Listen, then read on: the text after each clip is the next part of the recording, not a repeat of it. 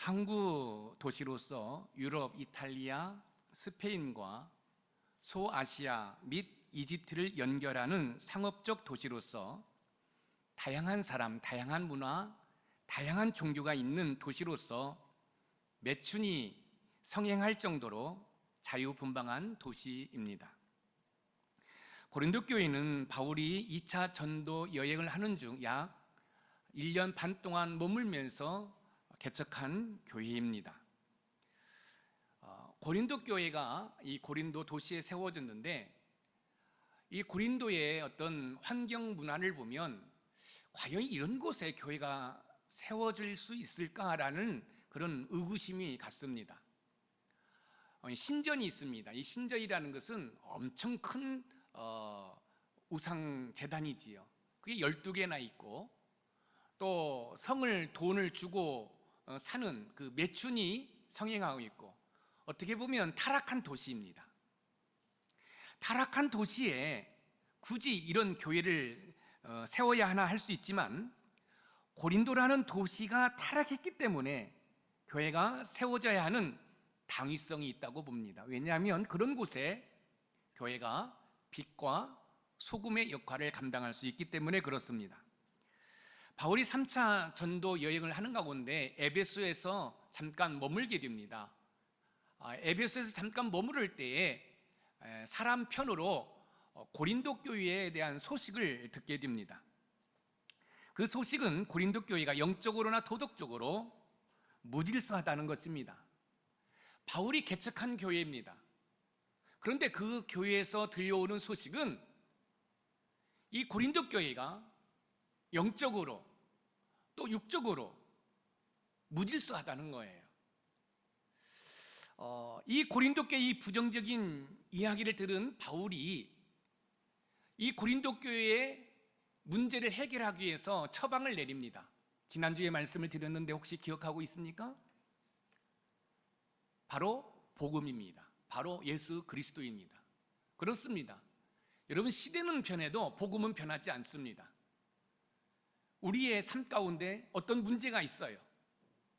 그 문제는 다양하지요.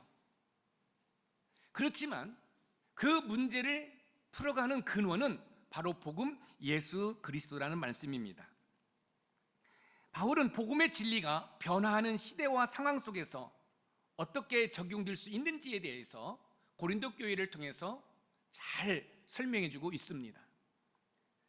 저와 여러분의 삶 가운데 크고 작은 일들이 일어날 수 있지요. 가정에서, 또 직장에서, 사업장에서, 또 신앙의 공동체에서 그런 어떤 문제 가운데 그 문제를 풀어가는 근원은 바로 복음 예수 그리스도라는 말씀입니다. 바울이 고린도 교회의 여러 가지 문제 가운데 제일 먼저 다룬 것이 무엇인 줄 아십니까? 그것은 함께 하나가 되는 것을 방해하는 분열이었습니다. 왜 바울은 고린도 교회의 여러 문제 가운데 함께 하나가 되는 것을 방해하는 분열에 대해서 언급을 하고 있고, 또 그 분열에 대해서 해결하기 위해서 복음을 제시하고 있을까요? 한번 생각해 보세요. 고린도 교회에서 들려오는 여러 가지 문제가 있는데 바울이 제일 먼저 거론하고 그 문제를 해결하려고 했던 것은 분열입니다. 그 이유를 예수님의 기도에서 찾을 수 있습니다. 분열은 예수님께서 십자가에 달리시기 전에 하나님께 기도할 때 집중적으로 다루었던 내용입니다.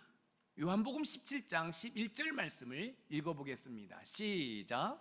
나는 세상에 더 있지 아니하오나 그들은 세상에 있사옵고 나는 아버지께로 가옵나니 거룩하신 아버지여 내게 주신 아버지의 이름으로 그들을 보전하사 우리와 같이 그들도 하나가 되게 하옵소서. 나는 세상에 더 있지 아니하오나, 이 말씀은 예수님이 십자가에 못 박혀 죽으시고 3일 만에 부활하신 다음에 하늘로 승천하실 것을 말씀하고 있는 것이지요. 아버지의 이름으로 그들을 보전하사, 이 그들은 예수님의 제자 성도들을 말하는 거지요. 우리와 같이 그들도 하나가 되게 하소서. 예수님께서는 천국으로 올라가신 이후 이 땅에 남아있을 제자들, 성도들을 위해서 기도하는데 그 성도들의 하나됨을 위해서 하나님께 기도하고 있습니다. 예수님께서는 십자가에 달려 죽으셔야 하는 시간에 이 땅에 남겨질 제자들, 성도들을 위해서 기도하는데 그 기도의 제목이 뭐냐면 하나됨입니다. 예수님께서 제자들의 하나됨을 위해 기도하신 것은 이 땅에 남겨진 제자들이 하나 되기 위해서는 하나님의 보살핌이 절대적으로 필요했기 때문에 하나님께 기도하고 있는 것입니다. 그런데 여기서 중요한 것은 예수님께서 하나됨을 위해 기도하시면서 하나됨의 모델을 제시하고 있습니다. 우리가 조금 전에 읽은 요한복음 17장 11절 마지막 부분에 우리와 같이 그들도 하나가 되게 하옵소서, 여기서 우리와 같이는 바로 삼위일체 되신 하나님을 말하는 것입니다. 성부 하나님, 성자 하나님, 성령 하나님 삼위가 계시지만 하나가 되셨다라는 거죠. 이처럼 예수님의 제자들이, 이 땅에 남는 성도들이 살아가면서 하나 되기를 우리 예수님은 열심히 기도하셨습니다. 예수님의 하나됨의 기도는 계속 이어지고 있는데 요한복음 17장 21절에서 22절 말씀입니다. 우리 같이 읽어봅니다. 시작. 아버지여, 아버지께서 내 안에 내가 아버지 안에 있는 것 같이 그들도 다 하나가 되어 우리 안에 있게 하사 세상으로 아버지께서 나를 보내신 것을 믿게 하옵소서. 내게 주신 영광을 내가 그들에게 주었사오니 이는 우리가 하나가 된 것 같이 그들도 하나가 되게 하려 함이니이다. 그들도 다 하나가 되어 우리가 하나가 된 것 같이 그들도 하나가 되게 하려 함이니이다. 예수님께서는 십자가에 달리시기 전 기도를 통해 예수님의 제자들이, 즉 성도들이 하나됨을 위해 간절히 기도하셨습니다. 그런데 문제는 고린도 교회가 함께 하나 되지 못했다는 것입니다. 그럼 고린도 교회가 함께 하나가 되는 것을 방해하는 요소는 무엇일까요?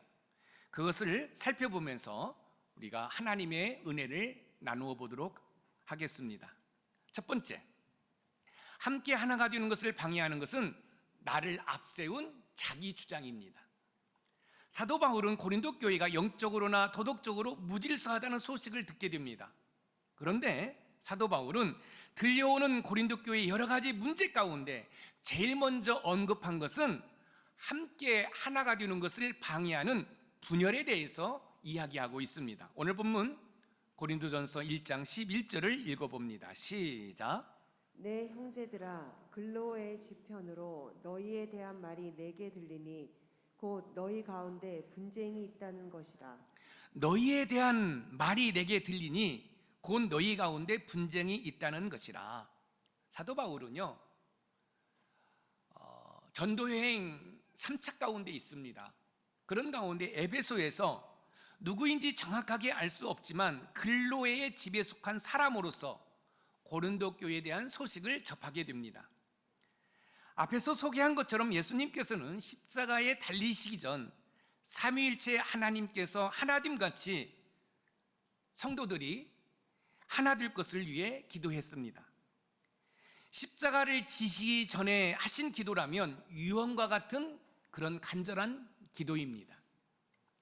제자들을 이 땅에 두고 떠나야 하는 상황에서 하나됨을 기도하셨다면 교회 공동체 가운데 하나됨은 그 무엇보다도 중요하다는 사실을 알 수 있어요. 그렇지 않을까요? 지금 우리 예수님은 십자가의 죽음을 앞에 두고 있습니다. 그리고 하나님께 기도하면서 하나님, 우리가 하나 된 것처럼, 그러니까 삼위일체 되신 하나님이 하나 되신 것처럼 이 땅에 남아있는 우리의 제자들, 우리의 성도들이 하나 되기를 원합니다. 예수님께서 이렇게 간절히 기도한 것은 하나됨에 있어서 하나님의 돌보심이 필요했기 때문에 하나님께 간절한 마음으로, 애절한 마음으로 기도한 것입니다. 그런데 문제는 고린도 교회가 하나 되지 못했다라는 것입니다. 부부의 위기, 가정의 위기, 신앙의 공동체의 위기는 곧 하나됨이 깨진 위기입니다. 그렇지 않나요? 고린도 교회는 무엇으로 인해 하나됨이 깨어졌을까요? 무엇이 함께 하나 되는 것을 방해했을까요? 오늘 본문 고린도전서 1장 10절에서 그 이유를 찾아볼 수 있는데요. 우리 같이 한번 읽어보겠습니다. 시작. 형제들아, 내가 우리 주 예수 그리스도의 이름으로 너희를 권하노니 너희가 같은 말을 하고 너희 가운데 분쟁이 없이 같은 마음과 같은 뜻으로 온전히 합하라. 모두가 같은 말을 하고 너희 가운데 분쟁이 없이 같은 마음과 같은 뜻으로 온전히 합하라. 사도 바울은 고린도 교회 분열을 막기 위해서는 성도들이 한 마음으로 같은 말을 통해 온전히 하나가 되는 것이라고 이야기하고 있습니다. 그런데 문제는 고린도 교회는 자기를 앞세운 자기 주장으로 분열이 되었다는 것입니다. 나를 앞세운 자기 주장만 내세우는 그 공동체는 분열이 일어날 수밖에 없습니다. 자신의 의견만 옳다고 생각하는 그런 태도는 공동체를 무너뜨립니다. 자기의 의견을 관철시키려고만 하면 여러분 그 공동체는 무너질 수밖에 없습니다. 그렇기 때문에 함께 하나가 되는 것을 방해하는 것을 방지하려면 나를 앞세운 자기 주장의 말만 해서는 안 됩니다. 왜냐하면 자기 자신을 앞세운 자기만의 주장은 신앙의 공동체를 무너뜨리기 때문에 그렇습니다. 그렇지 않나요? 내 생각이 옳고 다른 사람의 생각과 다른 사람의 말은 옳지 않고 자기 주장만 내세우기 때문에 고린도 교회가 지금 문제가 생긴 것입니다. 여러분, 우리 삶 가운데 우리가 기억해야 할 것은 내 주장이 옳으면 여러분 다른 분의 주장도 옳다라는 전제 가운데 들을 수 있어야 합니다. 고린도 교회가 분열된 원인은 한 마음으로 같은 말을 해야 하는데 자기를 앞세운 자기 주장의 말만 했기 때문에 분열이 일어난 것입니다. 여기 분쟁이라는 단어의 원문을 보면 옷이 찢어졌을 때 사용하는 단어입니다. 마태복음 9장 16절 말씀을 읽어볼까요? 시작. 생배 조각을 낡은 옷에 붙이는 자가 없나니 이는 기운 것이 그 옷을 당기어 헤어짐이 더하게 되며 기운 것이 그 옷을 당겨 헤어짐이 더하게 되며 여러분 천이 낡았고요. 또 천이 새 겁니다. 같이 연결해 놓으면 뭐예요? 이 낡은 이 천은 뭐예요? 헤어질 수밖에 없다는 거예요. 찢어질 수밖에 없다는 거지요.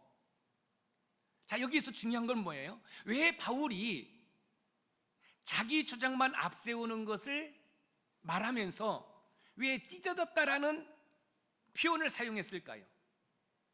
그것은 자기 주장만 앞세우는 그런 독선적인 언어는 여러분 공동체를 찢게 한다는 거예요. 부부 사이도 마찬가지입니다. 아내의 말은 아랑곳하지 않고 자기 주장만 하면 부부가 찢어질 수밖에 없습니다. 직장과 사업장에도 마찬가지고 신앙의 공동체도 마찬가지입니다.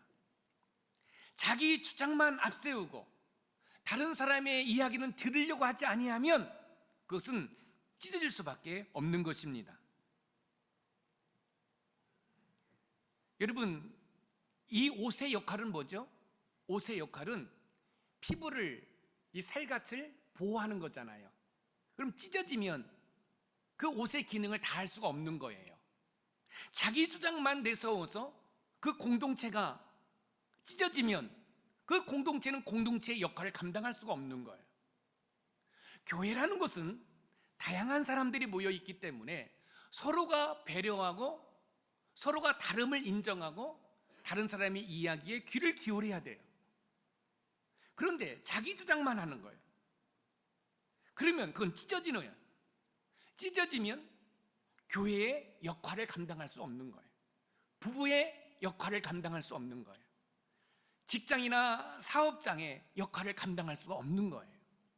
고린도 교회의 문제가 바로 자기 주장만을 앞세우는 자기 이야기였습니다. 그래서 바울은 그 고린도 교회 성도들이 같은 생각과 같은 말을 하기를 지금 요청하고 있는 것입니다. 교회 공동체가 건강해지려면 한 마음으로 같은 말을 하도록 해야 합니다. 만약 여러분 주변에 자꾸 다툼이 있거나 갈등이 있다면 그 어떤 누군가가 옷을 찢는 것처럼 그 공동체가 함께 하나가 되는 것을 방해하면서 관계를 찢고 있는 것입니다. 그것이 부부 사이일 수도 있고 가족 간의 일 수도 있고 회사 동료 간일 수도 있고 신앙의 공동체 안에서도 마찬가지입니다. 지금 부부 사이에 갈등이 있다. 그럼 누군가가 옷을 찢는 것처럼 그 관계를 찢고 있는 거예요. 뭘로? 자기 주장만으로. 여러분이 속해 있는 공동체와 갈등이 있다.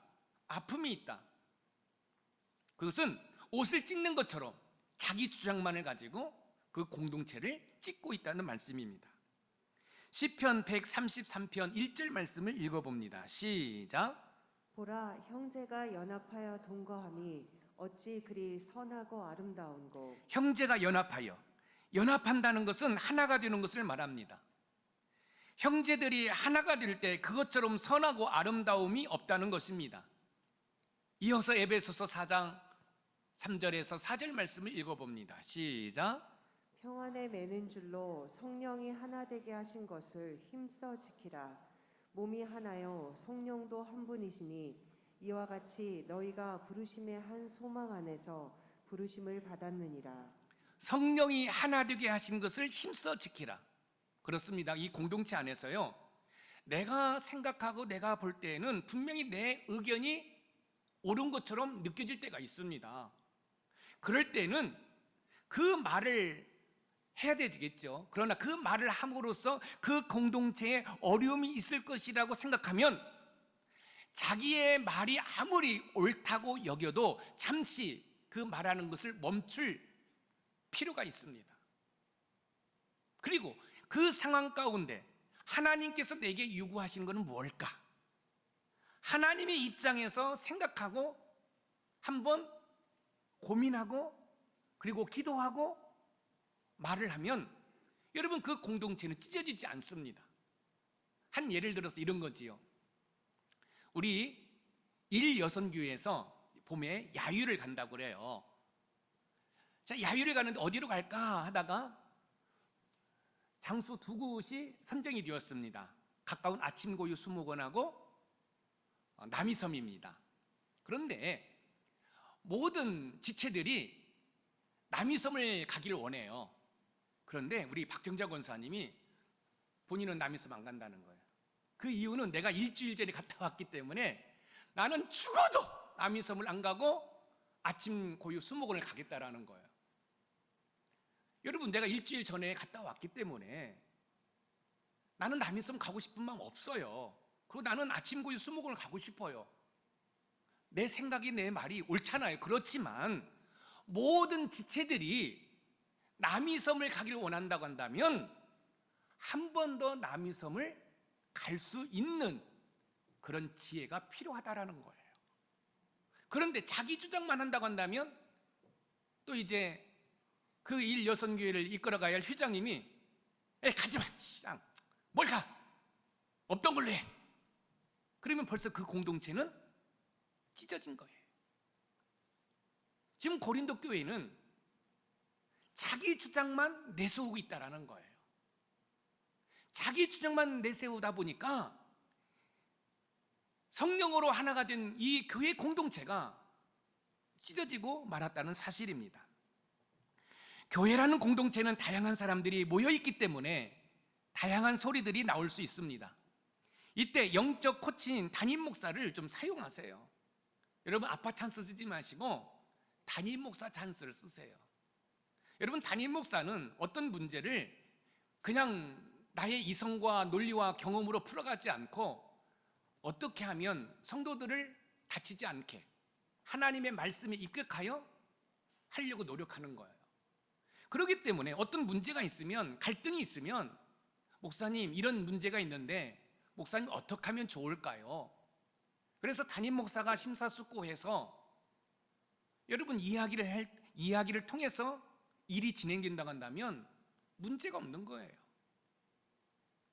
그런데 오직 내 주장만 옳다라는 그런 생각으로 가면 함께 하나가 되는 것을 방해하여 분열이 일어날 수밖에 없는 것이에요.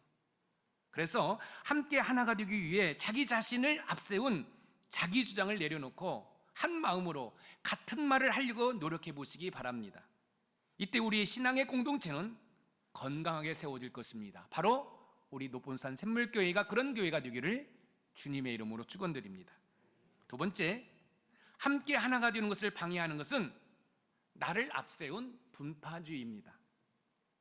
함께 하나가 되는 것을 방해하는 것은 나를 앞세운 자기 주장뿐만 아니라 나를 앞세운 분파주의입니다.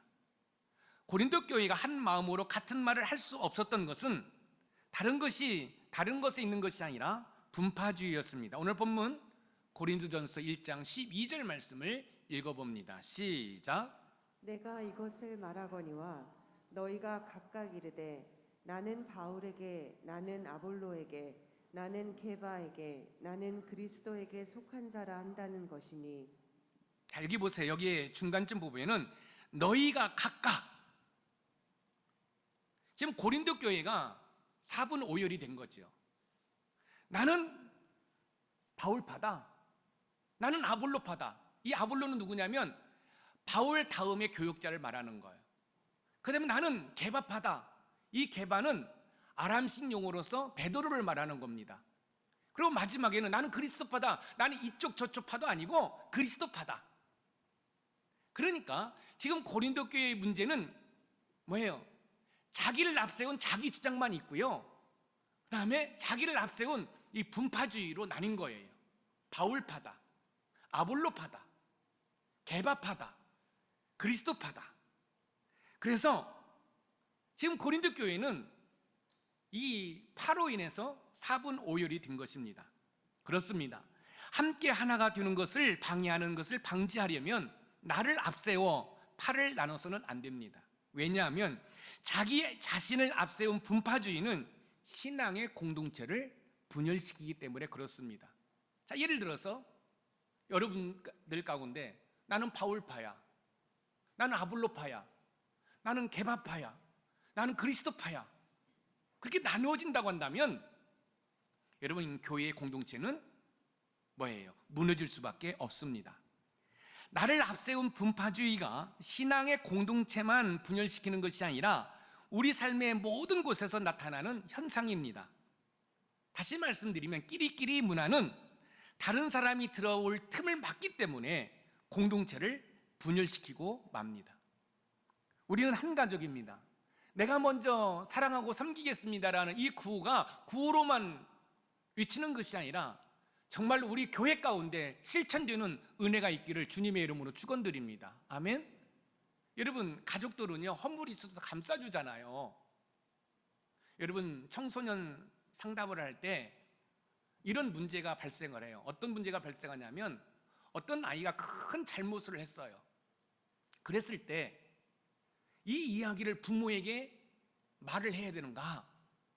여러분 어떻게 생각합니까? 그런데 이 아이의 부모는 불같은 성격을 가지고 있어요. 우리가 일반적으로 생각하면 만약에 이 아이의 그 행동을 부모가 안다고 한다면 아마 이 아이는 살아남지 못할 것 같아요. 여러분들이 보실 때에는 이 아이의 문제를 부모에게 이 얘기를 해야 될까요? 말아야 될까요? 두말할 필요도 없습니다. 말을 해야 됩니다. 왜요? 아무리 부모가 불같은 성격을 가지고 있다 할지라도 자기 가족이기 때문에, 자기 자식이기 때문에 여러분 품어줄 수 있습니다. 저는 자녀를 키우면서 제가 자녀들을 좀 엄하게 키웠지만 한 가지 사실은 이겁니다. 어떤 상황 가운데 있다 할지라도 아빠는 너희들 편이야. 어떤 상황 가운데 있다 할지라도, 쉽게 말씀드리면 너희들이 세상에서 손가락질을 당한다 할지라도 아빠는 너희들 편이야. 제가 엄하게 키웠지만 그 부분만큼은 제가 종종 이야기를 했어요. 여러분 맞습니다. 가족 공동체는 허물을 감싸줍니다. 품어줍니다. 저는 우리 교회가 좀 그랬으면 좋겠습니다. 그렇지 않나요? 우리는 한 가족이거든요. 어떤 문제가 있으면 그 문제를 이 사람 저 사람한테 이야기하고 흉보고,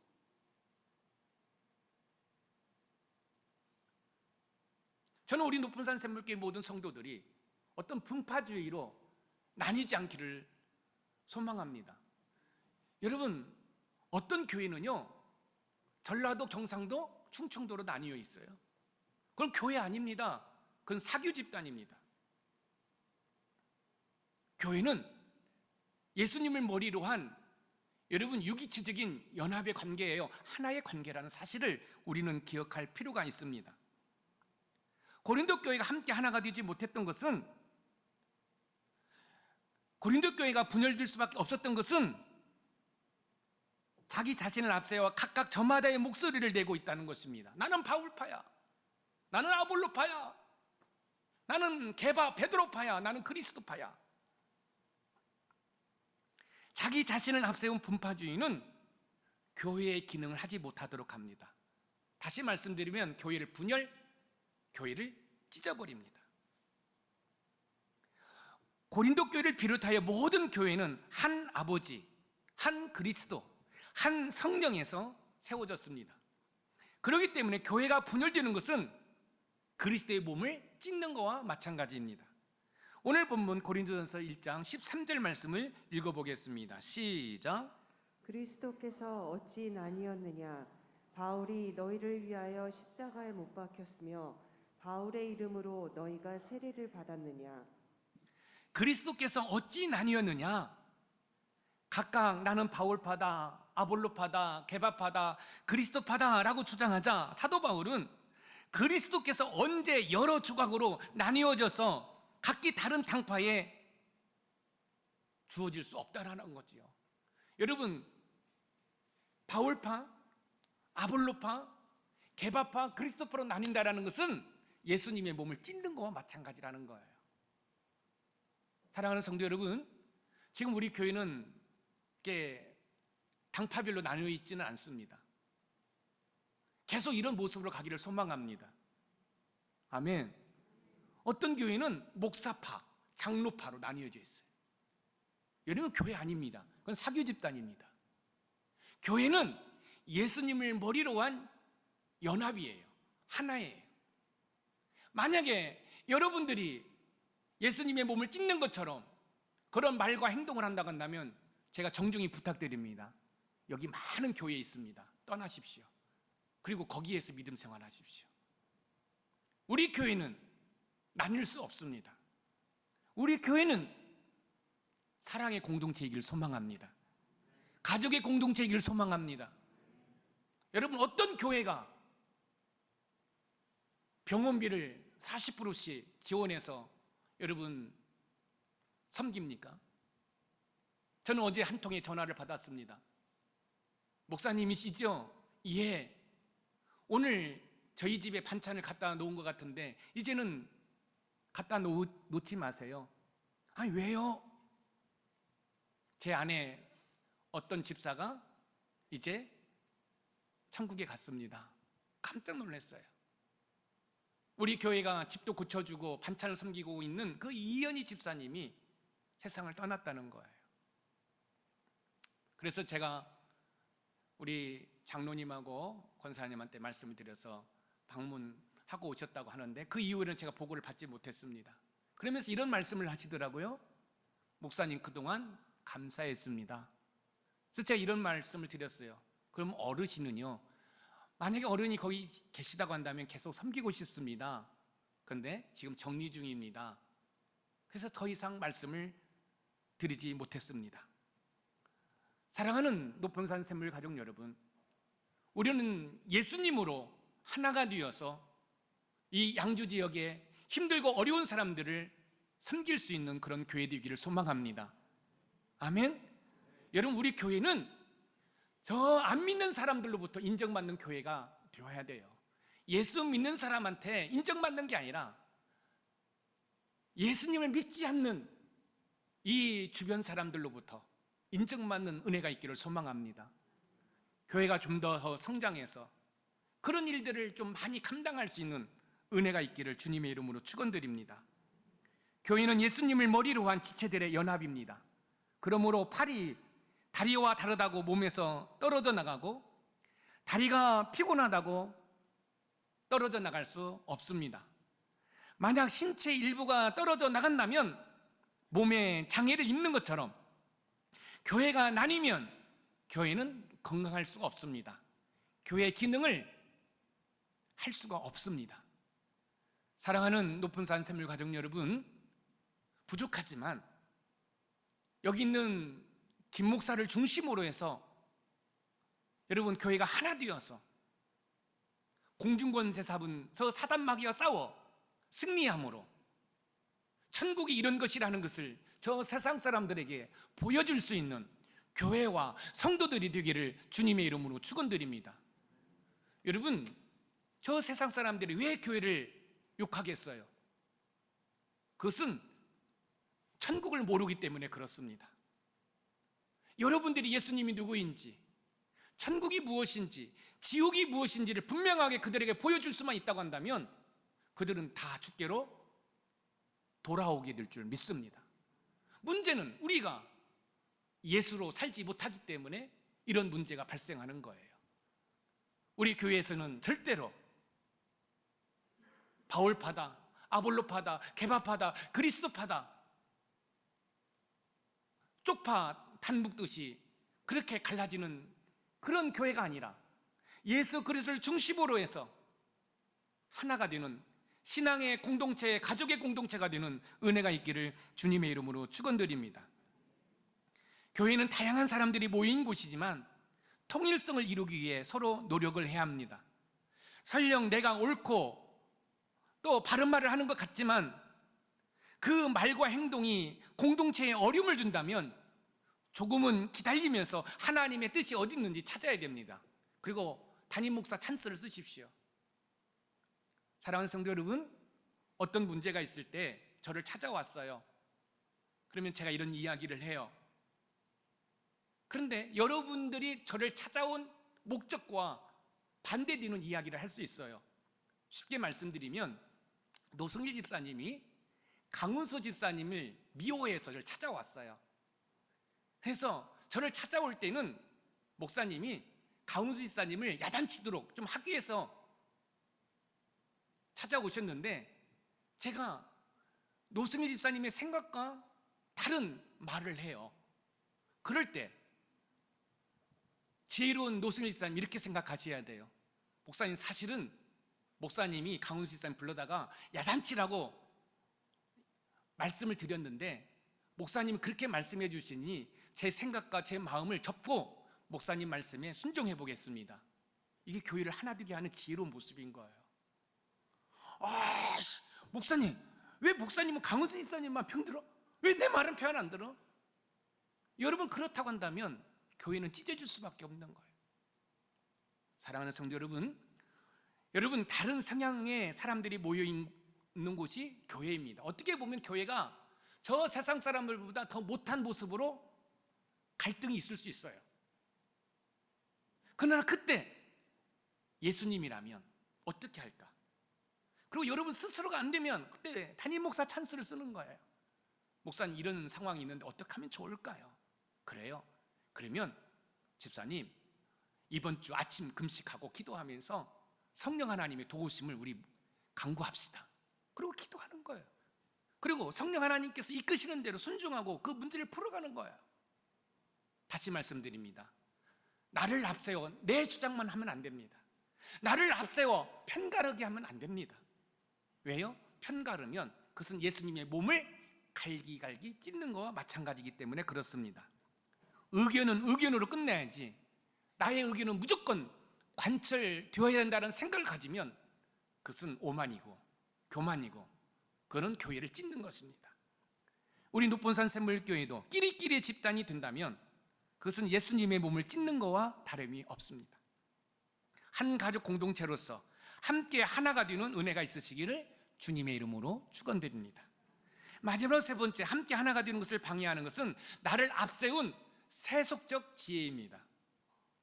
함께 하나가 되는 것을 방해하는 것은 나를 앞세운 자기 주장뿐만 아니라 나를 앞세운 분파주의를 넘어 나를 앞세운 세속적 지혜입니다. 오늘 본문 고린도전서 1장 14절에서 15절 말씀을 읽어보겠습니다. 시작. 나는 그리스포와 가이오 외에는 너희 중 아무에게도 내가 세례를 베풀지 아니한 것을 감사하노니 이는 아무도 나의 이름으로 세례를 받았다 말하지 못하게 하려 함이라.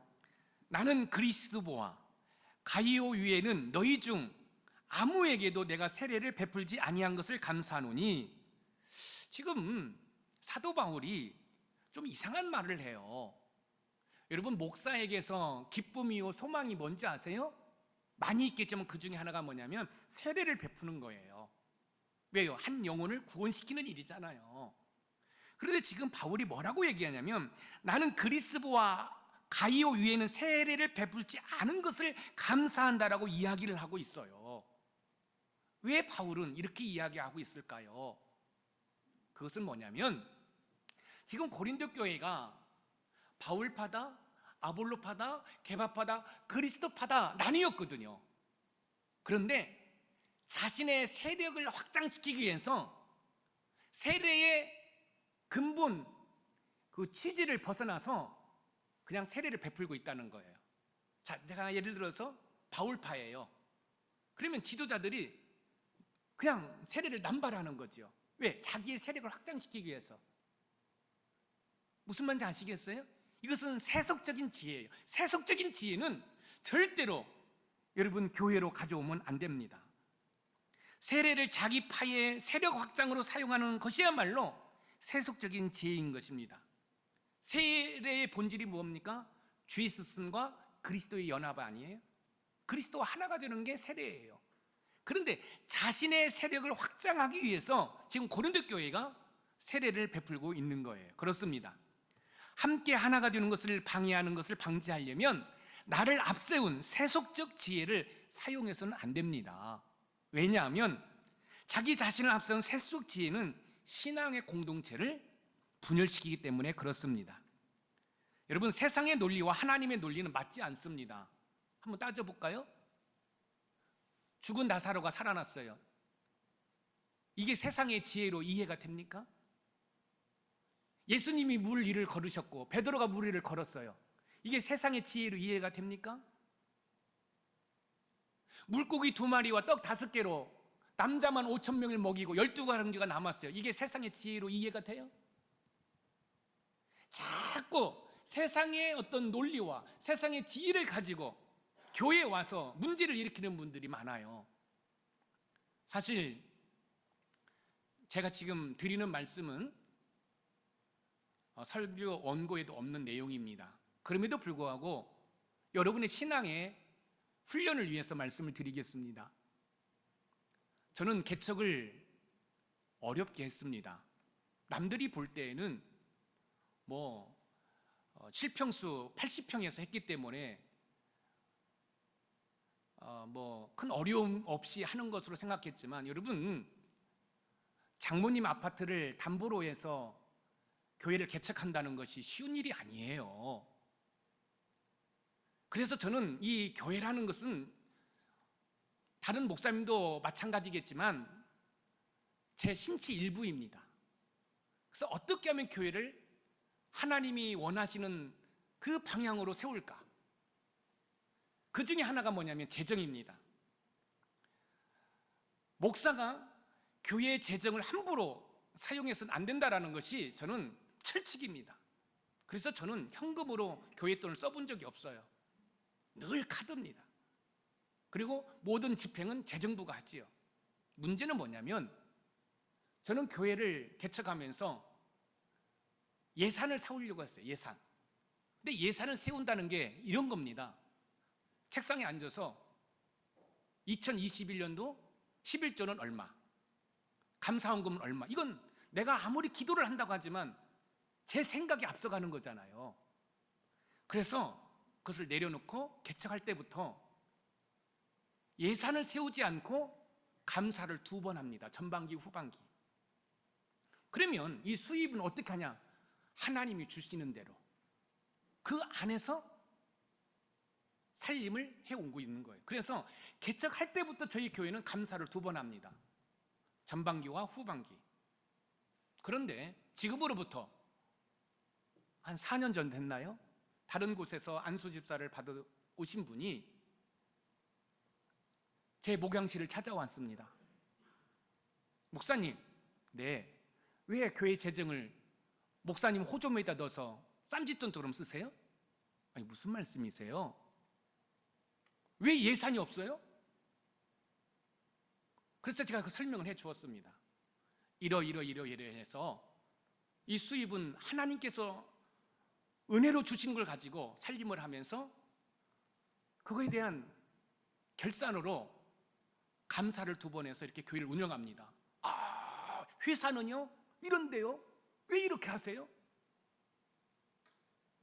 여러분, 대부분 교회 회계장부든 무슨 서류든 3년 아니면 5년 정도만 보관하고 파기시킵니다. 여러분, 그거 아십니까? 우리 교회의 재정장부는 저 개척할 때부터 지금까지 보관되어 있습니다. 그리고 제가 은퇴할 때 그거 다 소각할 겁니다. 그런데요, 그 말이 너무너무 제가 상처가 됐나 봐요. 그런데 여러분, 장로교의 어떤 출발지라고 말할 수 있는 스코틀랜드가 있습니다. 영국 옆에 스코틀랜드. 이 교회가 너무너무 훌륭한 교회들이 많죠.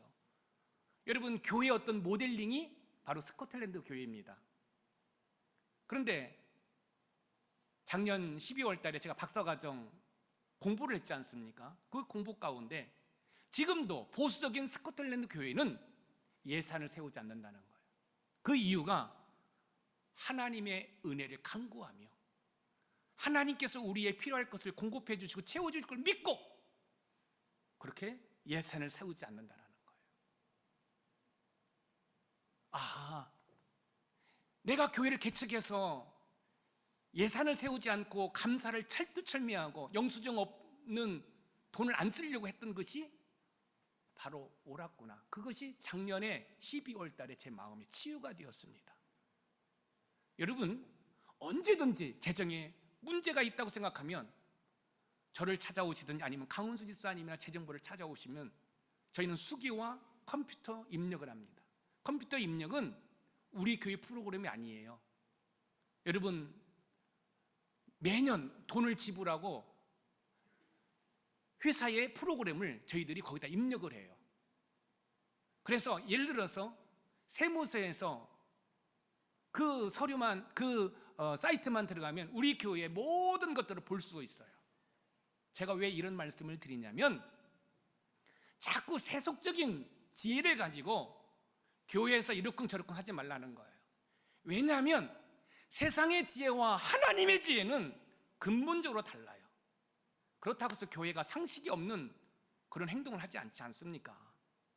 그래서 저는 제가 목회를 여러분들 어떻게 보실 때는 잘하는지 못하는지 여러분들 평가할 것이고, 제가 재정만큼은 저는 어떤 누구한테 이야기한다 할지라도 그렇게 말하면 조금은 또 교만할 수 있는 99.9%는 제가 자신 있습니다. 왜요? 그것이 지금까지 제가 19년 동안 담임 목사로서의 제가 걸어온 길이기 때문에 그렇습니다. 고린도 교회는 몇몇 지도자들 가운데 자신의 세력을 확장하기 위해 세례를 베푼 사실을 알게 된 바울은 그리스도이신 예수님께서 자신을 보내신 이유는 복음을 전파하게 하는 것이 있다라고 이야기를 하는데, 오늘 본문 고린도전서 1장 17절 말씀입니다. 같이 한번 읽어봅니다. 시작. 그리스도께서 나를 보내심은 세례를 베풀게 하려 하심이 아니요 오직 복음을 전하게 하려 하심이로되 말의 지혜로 하지 아니함은 그리스도의 십자가가 헛되지 않게 하려 함이라. 오직 복음을 전하게 하려 하심이로되. 세례를 베푸는 것은 너무나도 영광스러운 일입니다. 그러나 중요한 것은 바울이 세례와 복음 전파를 구분한 것은 세례의 본질이 무너진 상태에서 세례를 세속적인 지혜로 자신의 세력을 확장하는 도구로 사용했다는 것이 잘못되었다는 거예요. 사랑하는 성도 여러분, 여러분이 정말로 믿음 생활 잘해서 하나님의 은혜와 복을 누리기를 원하신다고 한다면 세상의 지혜를 가지고 교회를 좌지우지하려고 하지 마세요. 여러분, 저와 여러분들은 하나님의 지혜로 살아가야 돼요. 하나님의 지혜로 교회를 섬겨야 돼요. 그래야 여러분 하나님의 은혜가 임하고 여러분들이 신앙생활하는 것이 즐겁고 하나님의 은혜와 복을 누리게 되는 거예요. 사도 바울의 이야기는 세례를 복음 전파의 과정으로 생각해야지 자신의 어떤 세력을 확장하는 도구로 사용해서는 안 된다는 것입니다. 저도 마찬가지예요. 내년이 저희 교회 설립 20주년입니다. 20주년에 장로님, 안수집사님, 권사님 세우려고 저는 작년부터 기도하고 있어요. 작년부터요. 그리고 한 분씩 면담을 합니다. 이사 갈 계획이 있습니까? 없습니까? 그래서요, 제가 우리 초대 장로님 세울 때 제가 이런 말을 했습니다. 여러분, 일꾼을 세우려면 담임 목사가 11조 생활, 전도 생활 모든 걸 다 검증을 합니다. 그래서 일하겠다라고 여러분 찍어주세요 라고 했다고. 어떻게 담임 목사가 투표를 하는데 찍어주세요 라고 말을 했다고. 아까 재정 이야기 하신 분 또 제 방에 와서 얘기를 하는 거예요. 설명을 해줍니다. 우리 교회가 큰 교회가 아니지 않느냐. 예를 들어서 장로 2분을 세우려면 2배수, 4배수로 해서 6명 가운데 4명을 떨어뜨리고 2명만, 그렇게 되면 떨어진 사람 얼마나 상처가 되고 또 그런 분들이 교회를 떠난다. 그렇기 때문에 그런 배수를 하지 않고 그냥 표시만 한다. 그래서 다 설명을 해줬어요. 재정도 그렇게 얘기했고요. 또 투표도 얘기를 했어요. 제 이야기를 듣고서는 눈물을 흘리더라고요. 일어나. 그리고 제가 안아줬습니다. 괜찮아. 앞으로 열심히 해주세요, 집사님. 그런데 이제 아내 집사의 이야기 또 여러 가지로 인해서 이제 교회를 떠날 수밖에 없었습니다. 사랑하는 성도 여러분, 일꾼을 세우는데 담임 목사는 기도하고 정말로 보면 이분은 아닌데 그래도 옷을 입혀주면 또 달라지겠지.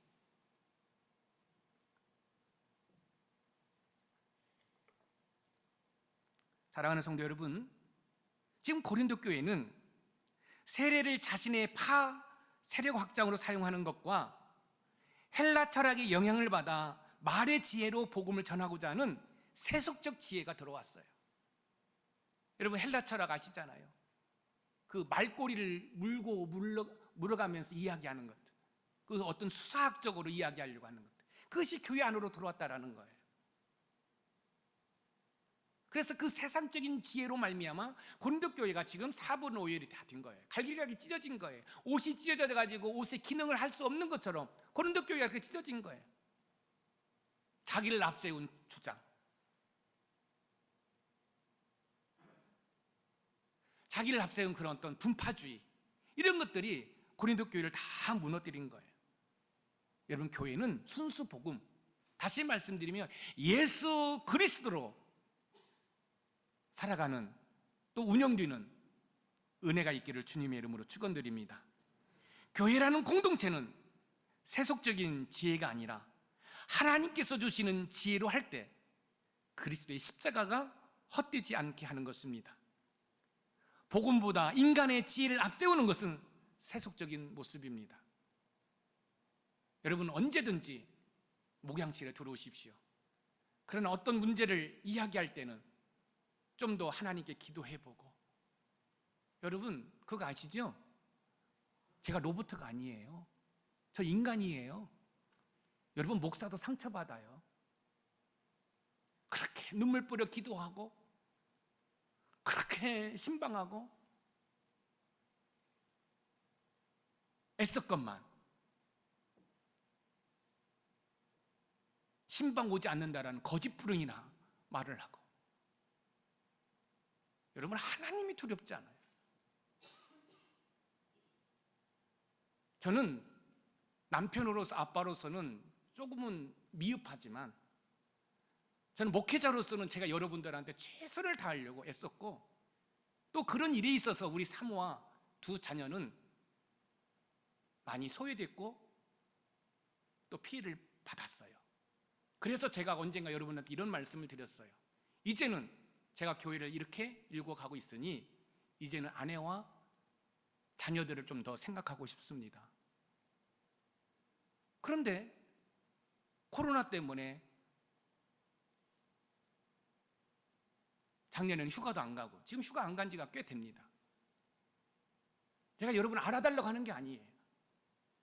마음 중심으로 여러분을 섬기고 있음에도 불구하고, 마땅히 와서 예배를 드려야 함에도 불구하고 중직자들이, 목자들이 예배를 드리지 않습니다. 얼마나 안타까운지 몰라요. 저는 다른 걸 가지고 여러분 권면하지 않습니다. 신앙생활 똑바로 하라는 거죠. 왜요? 먼 훗날 제가 천국 갔을 때 하나님으로부터 책망 듣지 않으려고. 제가 제일 좋아하는 성도는 어떤 성도인 줄 아세요? 예배 드리는 성도입니다. 예배 드리다가 하나님의 은혜 만나서 그의 삶의 변화가 일어나고 가정이 회복되고, 저는 그게 전부예요. 다른 거 없어요. 지금 고린도 교회 문제는 바로 우리 교회 문제요, 한국 교회 문제예요. 그렇습니다. 함께 하나 되는 것을 방해하는 것은 나를 앞세운 자기 주장입니다. 여러분 자꾸 자막 보여주세요. 자기 주장만 하지 마세요. 다른 사람의 의견도 존중해주고, 그 다음에 나를 앞세운 분파주의입니다. 여러분 교회에서 여러분 파 만들지 마세요. 파 만들지 마세요. 여러분 목원들끼리는 친해져야 돼요. 그러나 목원들끼리 모였을 때는 친해지고 교회에 오면은 모두가 한 가족으로. 그 다음에 자기를 앞세운 세속적인 지혜. 세속적인 지혜는 교회를 무너뜨리는 거예요. 예수님의 몸을 찢는 거예요. 그러므로 우리 높은산 샘물교회 모든 성도들은 함께 하나가 되기 위해서 자기 주장만 내세우지 않고, 또 어떤 분파주의, 또 세상의 어떤 지혜를 가지고 교회를 논하지 않는 은혜가 있기를 소망합니다. 제가 목회를 하면서 제 스스로 내가 잘못된 길을 가고 있다, 목회를 못하고 있다, 그러면 제 스스로 언제든지 저는 내려올 자세가 되어 있습니다. 아무쪼록 제가 여러분들의 영혼을 위해서, 여러분의 신앙을 위해서 최선을 다하는 것만큼 여러분을 또 호응하고 따라오시고, 그러면 여러분의 영혼이 잘 될 뿐만 아니라 여러분의 범사가 잘 되어서 죽어서 가는 저 천국을 이 땅에서도 누리고, 할렐루야, 또 경험하고, 할렐루야, 그리고 삶이 살아가는 것이 기쁘고 즐겁고. 저는 어제 한 지체를 통해서 제 마음이 흐뭇했어요. 교회 지붕이 이제 새고, 그래서 이제 보수를 했습니다. 근데 이제 판매를 됐는데 이제 그게 이제 떨어져요. 나가는 거예요. 그래서 한 지체가, 목사님 그거 사다가 하면 어떨까요? 너무 감사한 거예요. 그리고 이 교회에 이제 비품들이 많아지니까 창고가 작아요. 목사님이 허락만 해주신다고 한다면 이쪽에 창고를 좀 지어서 물건들을 좀 정리하고 싶습니다. 목사님 허락만 해주세요. 허락이고 뭐가 어디 있겠어요? 마음에 제가 너무너무 행복한 거예요. 이제 물탱크도 최종적으로 이제 물 다 담았습니다. 그 통에 들어가서 제가 우리 조 목사님하고 다 마무리 채웠어요. 이제는 여러분 스스로가 교회를 돌보고 가꾸시는 은혜가 있기를 소망합니다. 그러면 여러분들이 은혜와 복을 받는 거예요. 저는 우리 높은산 샘물교회 성도들이 다 부자 아니잖아요. 많이 배운 건 아니잖아요. 그렇지만 여러분들을 통해서 강한 자들, 부자들을 부끄럽게 하는 그 하나님의 역사를 여러분들이 좀 경험했으면 좋겠습니다. 아멘. 한 말씀만 드리고 말씀을 마치겠습니다. 우리 홍 권사님을 통해서 제가 외부에 한 대학생에게 장학금을 전달했습니다. 근데 그 아이가 저를 방문했어요. 사실은 우리 홍 권사님은 이 교회에 와서 여기에서 장학금 줬으면 하는 마음도 가지셨는데 뭐 수백만 원도 아닌데 뭐 와라 가라 어떤 생색내는 것이 저는 싫습니다. 그래서 우리 권사님께서 전달해 주세요 했는데 그 아이가 그래도 목사님한테 인사해야겠다고 왔는데, 여러분 주일학교 5학년 때인가 4학년 때인가 우리 교회를 한 달 정도 다녔다는 거예요. 그래서 제 방에서 이야기를 하면서 네가 받은 이 사랑을 네가 훌륭한 사람이 되어서 또 다른 사람에게 흘려보냈으면 좋겠다. 저는 우리 교회가 그런 교회가 되기를 소망합니다. 여러분 잘 되십시오. 하나님의 은혜와 복을 누리십시오. 그리고 그 받은 은혜와 복을 저 세상 사람들에게, 힘들고 어렵게 살아가는 사람들에게 흘려보내서 그 흘려보내는 것을 통해서 예수 그리스도를 이 땅에 보여주고, 예수님을 믿으면 이런 행복이 있다고, 예수님을 믿으면 이런 즐거움이 있다라고 세상에 전할 수 있는 저와 여러분들이 되기를 주님의 이름으로 축원드립니다. 오늘의 말씀의 키워드에 같이 읽어봅니다. 시작. 함께 하나가 되는 것을 방해하는 것은 나를 앞세운 자기 주장과 분파주의 그리고 세속적 지혜다. 여러분 이 세 가지를 경계해서 우리 높은산 샘물교회는 하나가 되어서 하나님의 나라를 위해서, 하나님의 영광을 위해서 저와 여러분들이 함께 손을 잡고 달려가는 은혜가 있기를 주님의 이름으로 축원드립니다.